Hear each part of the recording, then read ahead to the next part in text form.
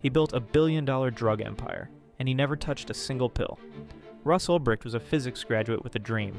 Free markets, no government, no middlemen, just people trading freely. So in 2011 he built Silk Road, hidden inside the dark web, accessible only through encrypted software called Tor. It looked like Amazon, except every listing was cocaine, heroin, or LSD. Sellers had ratings, buyers left reviews, customer service was excellent. Within 2 years, over 1.2 million transactions, over $200 million in sales, all paid in Bitcoin, untraceable and clean. Ulbricht called himself Dread Pirate Roberts. He genuinely believed he was fighting for freedom, but when people threatened his empire, he hired hitmen. At least 6 murder-for-hire orders were placed. The FBI spent years hunting him. They finally caught him in a San Francisco public library in October 2013. He was logged into Silk Road as an administrator when agents grabbed his laptop. The idealist who wanted to free the world got 2 life sentences instead.